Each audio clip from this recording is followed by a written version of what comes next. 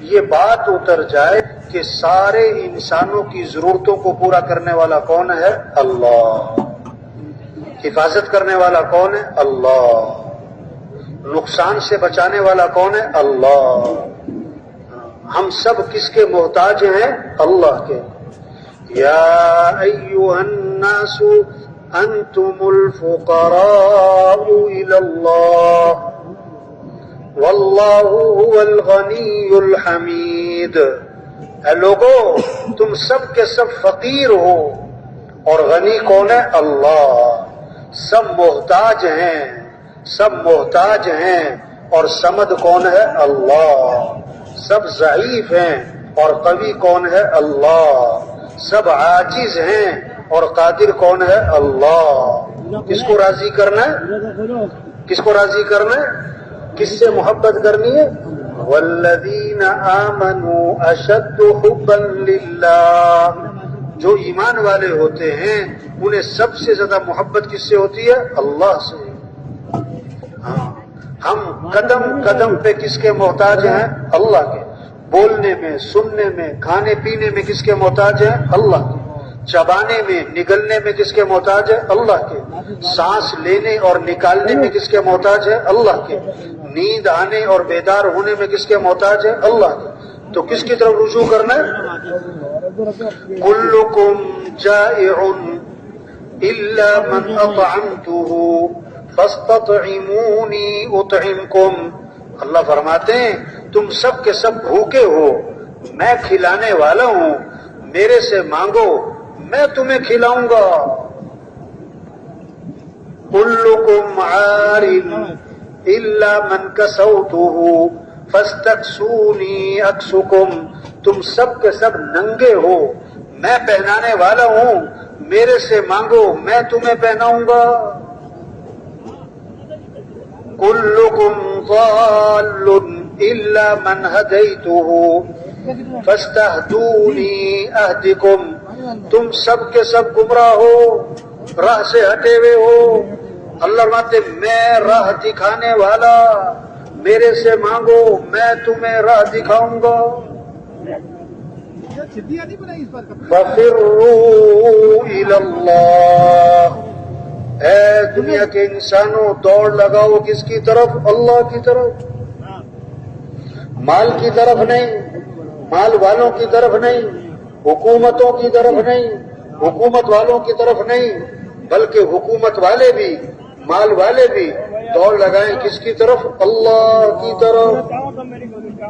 عزت دینے والا اللہ ہے، حفاظت کرنے والا اللہ ہے، ضرورتوں کو پورا کرنے والا اللہ ہے، حالات بنانے والا اللہ ہے۔ اللہ حالات بنائے کوئی بگاڑ نہیں سکتا، اور اللہ بگاڑے کوئی بنا نہیں سکتا۔ اللہ خوشیاں دے کوئی چھین نہیں سکتا، اللہ چھین لے کوئی دے نہیں سکتا۔ تؤتی الملک من تشاء وتنزع الملک ممن تشاء وتعز من تشاء وتذل من تشاء۔ کون ہے اللہ؟ اللہ خود اپنا تعارف کروا رہے ہیں کہ جس کو چاہوں بادشاہ دے دوں، جس سے چاہوں بادشاہ چھین لوں، جس کو چاہوں عزت دوں، جس کو چاہوں ذلیل کر دوں۔ ہاں؟ ہم اللہ کے محتاج ہیں، ہمیں اللہ کو راضی کرنا ہے۔ ہمارا مطلوب کون ہے؟ اللہ۔ لا الہ الا اللہ۔ کیا مطلب ہے؟ لا مطلوب الا اللہ، لا مقصود الا اللہ، لا معبود الا اللہ، لا محبوب الا اللہ۔ مطلوب بھی کون؟ اللہ۔ مقصود بھی کون؟ اللہ۔ معبود بھی کون؟ اللہ۔ محبوب بھی کون؟ اللہ۔ جسے اللہ ملا اسے سب کچھ ملا، اور جسے اللہ نہ ملا اسے بادشاہ نے اعلان کیا، خزانے کا دروازہ کھول دیا کہ جو آدمی جس چیز پر ہاتھ رکھے وہ اسی کی ہے۔ بھائی چلنا پھرنا کسی کا بالکل کوئی نہ چلے پھرے۔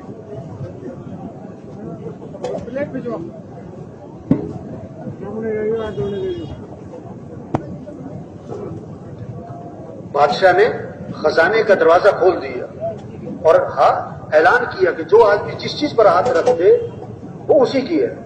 سب نے دوڑ لگائی, کوئی کس چیز پر ہاتھ رکھ رہا ہے, کس چیز پر ہاتھ رکھ رہا ہے. غلام ساتھ کھڑا تھا. بادشاہ نے کہا تم بھی ہاتھ رکھ لو کسی چیز پر. غلام نے کہا بات پکی ہے کہ ہاں بات پکی ہے, تم جس پر ہاتھ رکھو تمہاری. تو غلام نے بادشاہ پہ ہی ہاتھ رکھ دیا. جسے بادشاہ ملا اسے سب کچھ ملا. تو بادشاہوں کا بادشاہ کون ہے؟ اللہ. جسے اللہ ملا اسے سب کچھ ملا, اور جسے اللہ نہ ملا اسے. یہ تبلیغ میں محنت ہے کہ بھائیو اللہ کو ساتھ لے لو, اللہ کو راضی کر لو بھائی. ورضوان من اللہ اکبر ذالک هو الفوز العظیم. اللہ کو راضی کرنا یہ بہت بڑی بات ہے, اور یہی تو سب سے بڑی کامیابی ہے. اللہ کو ساتھ لے لو. ہم اللہ کے محتاج ہیں, کام بنانے والا اللہ ہے. رجوع اللہ کی طرف. گھر میں 10 عورتیں بیٹھی ہیں, 10 عورتیں بیٹھی ہیں. چھوٹا سا بچہ کھیل رہا, اس کی خالہ بیٹھی, پھوپھی, چچی, تائی, نانی, ممانی, 10 عورتوں میں اس کی ماں بیٹھی ہوئی ہے. اب بچے کو بھوک لگی, پیاس لگی, تو گھٹنوں کے بل چلتا ہوا کدھر جائے گا؟ بولو بھائی, خالہ کی طرف, پھوپھی کی طرف نہیں, کدھر جائے گا؟ ماں کی طرف. وہ سمجھتا ہے میری ضرورتیں ماں سے پوری ہوتی. تو سارے انسانوں کی ضرورتوں کو پورا کرنے والا کون ہے؟ اللہ. سب کا رجوع کس کی طرف ہو؟ اللہ کی. یہ محنت ہے تبلیغ میں. بھائی اللہ کو ساتھ لے لو بھائی. حضور صلی اللہ علیہ وسلم جب غار میں جا کے چھپے, حضرت ابو بکر رضی اللہ عنہ ساتھ ہیں. مشرکین مکہ تلاش کرتے کرتے غار کے منہ تک جا پہنچے. حضرت ابو بکر رضی اللہ عنہ گھبرا گئے. آپ نے کیا فرمایا؟ لا تحزن ان اللہ معنا. ابو بکر گھبرا مت. کیوں؟ کہ اللہ ہمارے ساتھ ہے.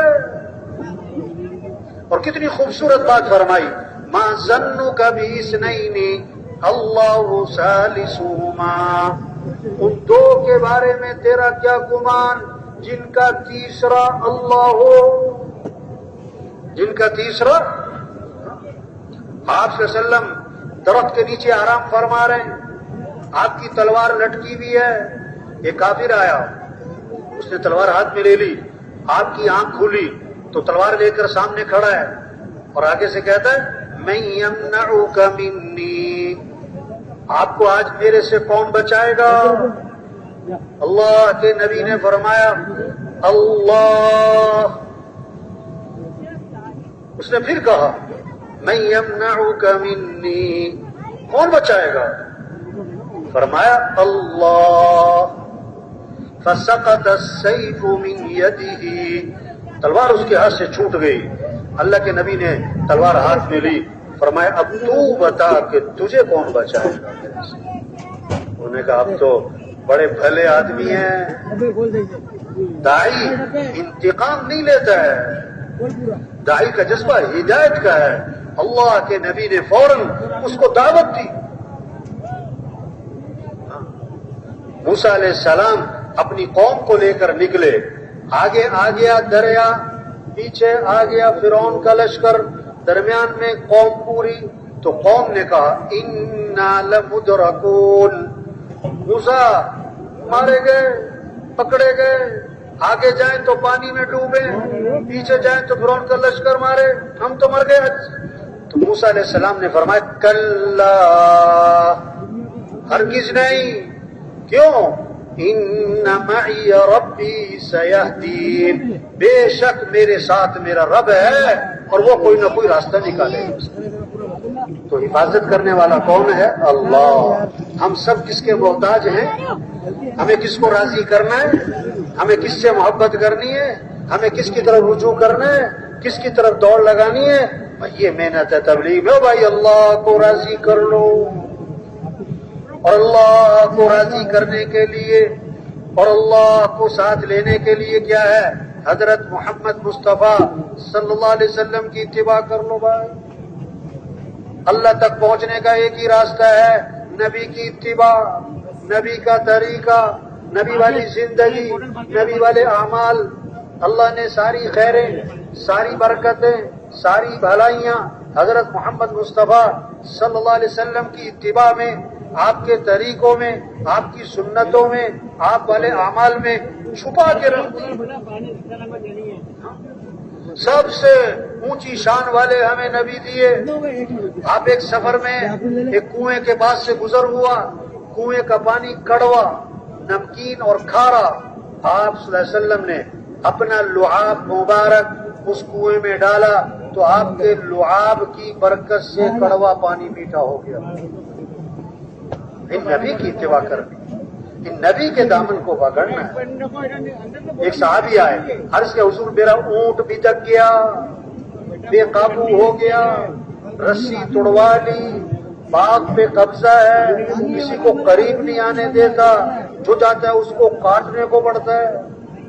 حضور صلی اللہ علیہ وسلم باغ میں تشریف لے گئے، اونٹ نے آپ کو دیکھا تو بھاگا بھاگا آیا اور آپ کے سامنے سر جھکا دیا، آپ نے نکیل ڈالی، اس کے مالک کو پکڑا دیا، وہ فرما بردار ہو گیا۔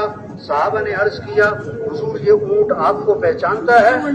آپ نے فرمایا اونٹ نہیں، دنیا کی جتنی بھی مخلوق ہے ساری مجھے پہچانتی ہے کہ میں اللہ کا رسول ہوں اور خاتم الانبیاء ہوں، سوائے کافروں کے وہ نہیں مجھے پہچانتے۔ یہ محنت ہو رہی تبلیغ میں کہ بھائی نبی کی اتباع کرو، کہ نبی کے دامن کو پکڑو، کہ کام اللہ بنائے گا، مسئلے اللہ حل کرے گا، حالات اللہ بنائے گا، خوشیاں اللہ دے گا، امن اللہ قائم کرے گا، پریشانیاں اللہ ختم کرے گا، مصیبتیں اللہ دور کرے گا۔ ہم کیا کریں؟ ہم تو اللہ کو راضی کریں۔ اور کیسے راضی کریں؟ کہ حضور صلی اللہ علیہ وسلم کی اتباع، اور اس میں سب سے اہم چیز نماز ہے، نماز ہے، نماز ہے۔ سب سے پہلی پوچھ قیامت کے دن کہ وہ تو نماز کی ہے، سب سے پہلی پوچھ قیامت کے دن کہ وہ تو نماز کی ہے۔ آپ نے فرمایا اسلام اور کفر میں فرق کرنے والی چیز نماز ہے، اسلام اور کفر میں فرق کرنے والی چیز نماز ہے۔ آپ نے فرمایا ہے جیسے جسم میں سر ہے اس طرح اسلام میں نماز ہے، جیسے جسم میں سر ہے اس طرح اسلام میں نماز ہے۔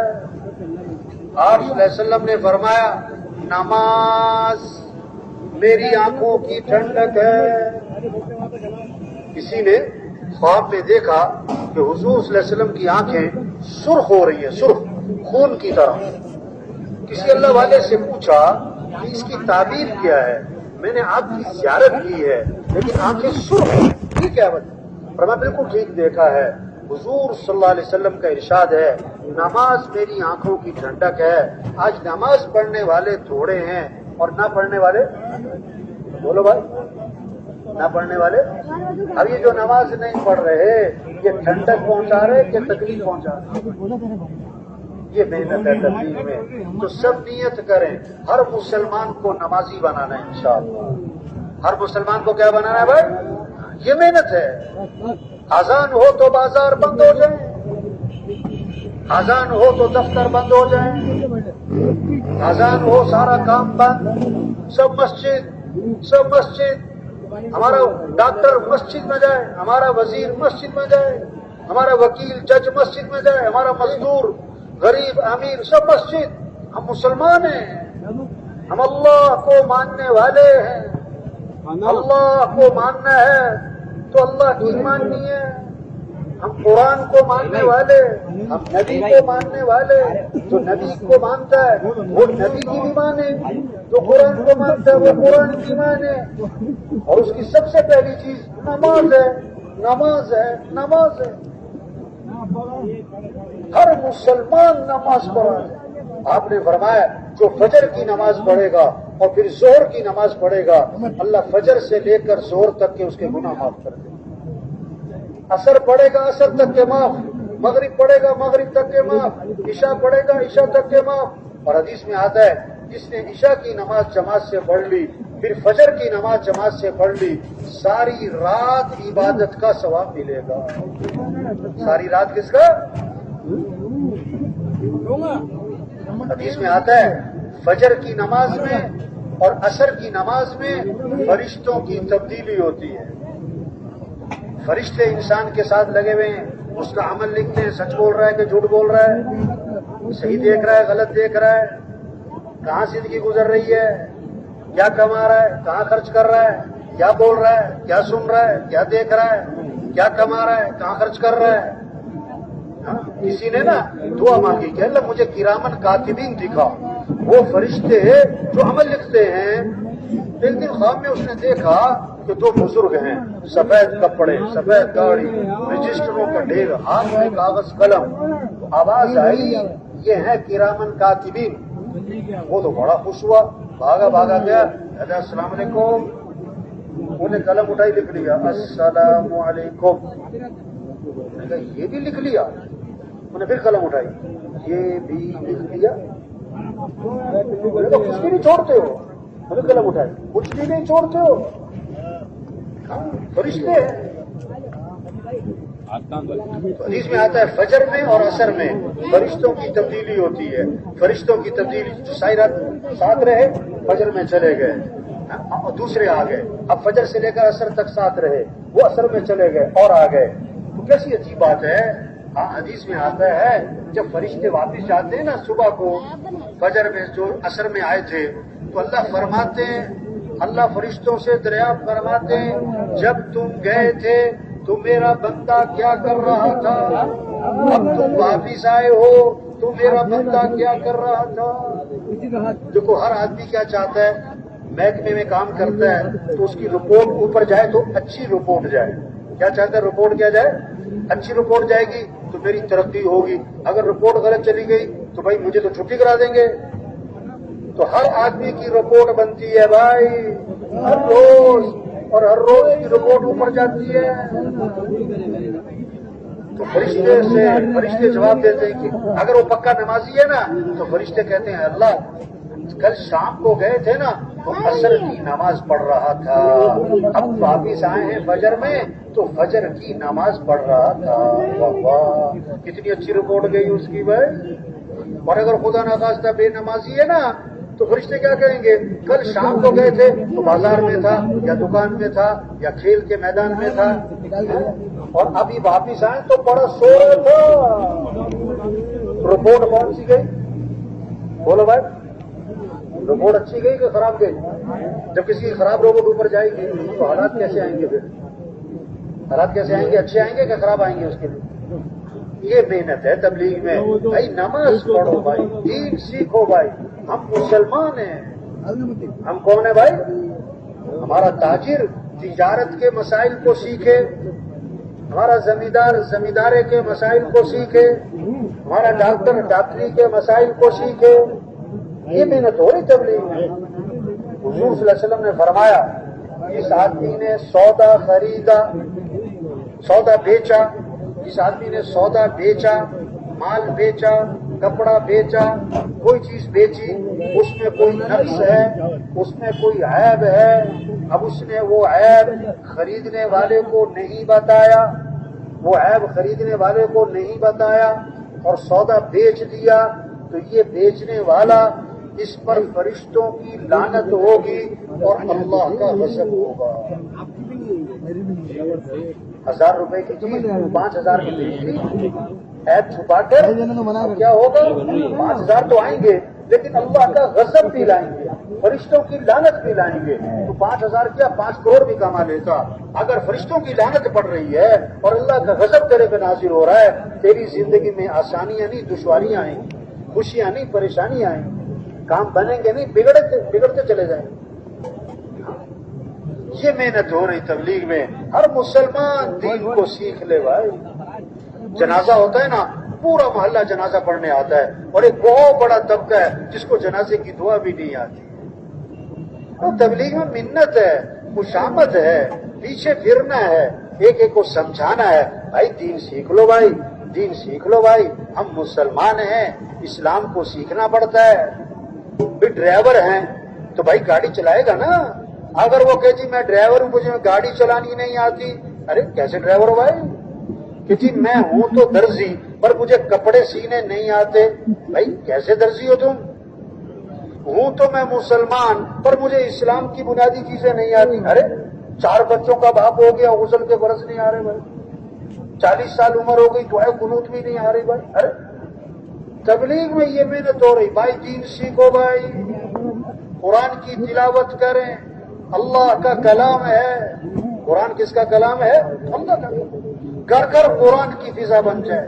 بچے, بوڑھے, جوان, غریب, امیر, جھوپڑے والے, محل والے, 2000 کمانے والے, 2 لاکھ, گھر گھر قرآن پڑھا جائے. قرآن پر گھروں میں برکتیں آئیں گی, رحمتیں آئیں گی, خیریں آئیں گی, گھروں سے نحوستیں ختم ہوں گی, شیاطین کے اثرات ختم ہوں گے, گھروں سے کیا ہے, دکھ اور درد, غم ختم ہوں گے. قرآن سے بھائی, اللہ کا کلام ہے, اس میں نور ہی نور ہے, برکت ہی برکت ہے, رحمت ہی رحمت ہے, خیر ہی خیر ہے. 1 حرف پڑھا قرآن کا 10 نیکیاں ملیں گی. آپ نے فرمایا الف لام میم. 1 حرف نہیں ہے, الف 1 لام 1 میم 1, تو الف لام میم. کتنی نیکیاں ہو گئی؟ 30. کتنی کمائی کر سکتا ہے آدمی بھائی, کتنی کمائی کر سکتا ہے. یہ فکر لگے, یہ جو مجمع آیا ہے نا, اس کے اندر یہ فکر پیدا ہو جائے کہ کیسے گھر گھر قرآن کی فضا بن جائے, ذکر کی فضا بن جائے. آپ صلی اللہ علیہ وسلم نے فرمایا جو 100 مرتبہ پڑھے لا الہ الا اللہ. کتنی مرتبہ؟ 100 مرتبہ لا الہ الا اللہ. جو 100 مرتبہ پڑھے گا, جب قیامت کے دن اٹھے گا تو اس کا چہرہ 14ویں رات کے چاند کی طرح چمک رہا. آپ نے فرمایا جنت کی چابی لا الہ الا اللہ. ایک حدیث میں آتا ہے جنت کی قیمت لا الہ الا اللہ. ایک حدیث میں آتا ہے جنازے کے ساتھ چلو تو کیا پڑھتے جاؤ؟ لا الہ الا اللہ. کتنی کمائی کر سکتا ہے. آپ صلی اللہ علیہ وسلم نے فرمایا جو 100 مرتبہ پڑھے سبحان اللہ و بحمدہ, سبحان اللہ و بحمدہ 100 مرتبہ, تو اس کو 1,24,000 نیکیاں ملیں. 1,24,000 نیکیاں. اب کتنے 2-3 منٹ لگ جائیں گے, 4 منٹ لگ جائیں گے. اب جس نے 100 دفعہ کلمہ پڑھنا ہے, 100 دفعہ یہ تسبیح پڑھنی ہے, تو اس کی جیب میں کیا ہوگی؟ تسبیح ہوگی. اس کی جیب میں کیا ہوگی بھائی؟ اب دیکھو اگر 100 آدمی ہیں, ان کی جیبوں میں تسبیح نکلیں گی یا کچھ اور نکلے گا بھائی؟ کیا نکلے گا؟ جس نے ذکر کرنا ہے اس نے تسبیح رکھنی ہے نا. آپ صلی اللہ علیہ وسلم نے فرمایا جو کثرت سے درود شریف پڑھے گا, کثرت سے درود شریف پڑھے گا, جنت میں اسے میرا پڑوس ملے گا. واہ واہ, کثرت سے درود. اب دفتر جا رہا ہے, بازار جا رہا ہے, صبح سیر کر رہا ہے, تو کیا پڑھ رہا ہوں؟ درود شریف. اور چھوٹا سا درود شریف بتاؤں, صلی اللہ علی النبی الامی, صلی اللہ علی النبی الامی, صلی اللہ علی النبی الامی. دیکھو نا سڑکوں پہ کتنا رش ہے, ہر آدمی کا کتنا وقت سڑکوں پہ گزرتا ہے, موٹر سائیکل پہ, بس میں, کار میں, کتنا وقت جانے میں آنے میں. اب کتنا وقت ہے, وہ درود شریف پڑھ سکتا ہے, درود شریف پڑھ سکتا ہے. حدیث میں آتا ہے جو 1 مرتبہ درود شریف پڑھے گا اللہ کی 10 رحمتیں اس پر نازل ہوں گی, اور 10 گناہ اس کے معاف ہو جائیں گے, اور 10 درجے اس کے بلند کر دیے جائیں گے, اور 10 نیکیاں اس کے لیے لکھ دیے جائیں گے. حضور صلی اللہ علیہ وسلم نے فرمایا جو کثرت سے استغفار کرے گا اللہ ہر تنگی سے اسے نکالے گا, پریشانیوں سے بچائے گا. اللہ وہاں سے کام بنائے گا جہاں سے وہم و گمان بھی نہیں. استغفار پر وعدہ کیا ہے, لولا تستغفرون اللہ لعلکم ترحمون. اللہ کی رحمتیں آئیں گی استغفار پر. فقلت استغفروا ربکم انه كان غفارا يرسل السماء عليكم مدرارا ويمددكم بأموال وبنين ويجعل لكم جنات ويجعل لكم انہارا. استغفار پر ایک تو گناہ معاف، اور اللہ فرماتے ہیں میں تمہاری مدد کروں گا، مال بھی اولاد بھی، مال بھی اللہ دیں گے، اولاد بھی دیں گے، نہروں میں برکت، باغات میں برکت، بارشوں میں برکت. استغفار پر بات ہے. تو مسئلوں کا حل کیا ہوا؟ اللہ کی طرف رجوع ہے، اپنے اعمال کو اچھا بنانا ہے. حالات بنانا تو اللہ کا کام ہے، بگڑے ہوئے حالات کو بنانا یہ تو اللہ کا کام ہے. امن قائم کرنا یہ تو اللہ کا کام ہے. فساد ختم کرنا یہ تو اللہ کا کام ہے. آسانیاں پیدا کرنا یہ تو اللہ کا کام ہے. مشکلات ختم کرنا یہ تو اللہ کا کام ہے. بندے کا کام کیا ہے؟ اللہ کی اطاعت کرنا، بندگی کرنا، اپنے اعمال کو اچھا بنانا، اپنے اعمال کو اچھا بنانا، اللہ کی طرف رجوع کرنا، اللہ سے مانگنا، اللہ سے مانگنا. وقال ربكم ادعوني استجب لكم. تمہارا رب یہ کہتا ہے، اللہ خود فرما رہے ہیں، وہ تمہارا رب یہ کہتا ہے کیا کرو؟ میرے سے مانگو. سارے مالدار کس سے مانگے؟ بولو بھائی. سارے وزیر کس سے مانگے؟ سارے حکمران کس سے مانگے؟ ساری عوام کس سے مانگے؟ سارے پڑھے لکھے کس سے مانگے؟ سارے زمیندار کس سے مانگے؟ سارے جھونپڑے والے کس سے مانگے؟ سارے محل والے کس سے مانگے؟ سارے حکمران کس سے مانگے؟ سارے وزیر کس سے مانگے؟ یہ حل ہے، اللہ سے مانگنا، اللہ کی طرف رجوع کرنا. صبح اللہ سے مانگیں، شام اللہ سے مانگیں. اس لیے کتنی دعائیں ہیں، ہمارے مسئلوں کا حل دعاؤں میں ہے. ایک صحابی بیٹھے ہوئے ہیں، حضور صلی اللہ علیہ وسلم نے دیکھا تو آپ نے فرمایا تم مجھے پریشان لگ رہے ہو، کیا بات ہے؟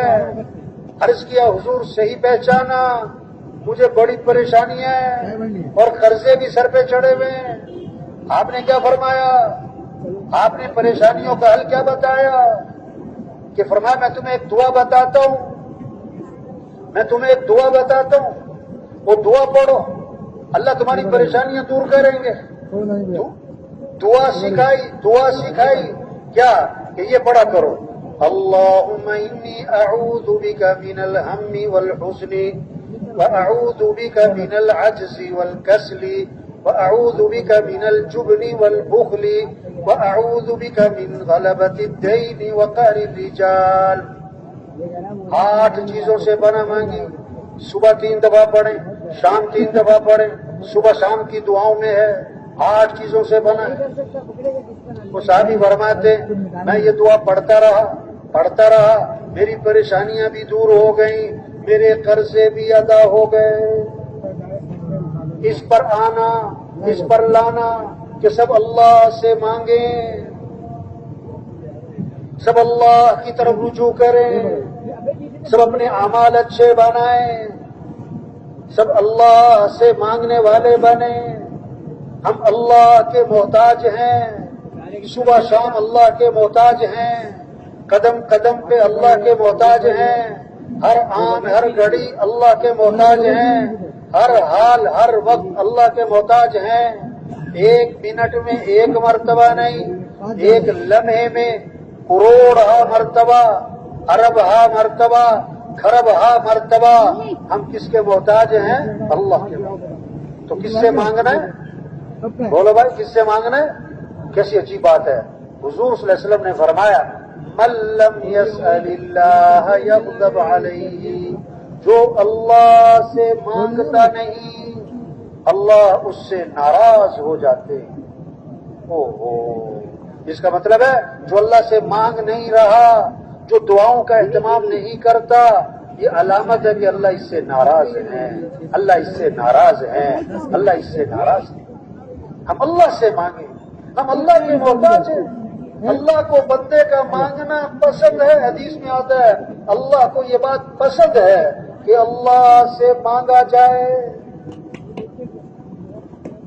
اللہ سے مانگنا اپنے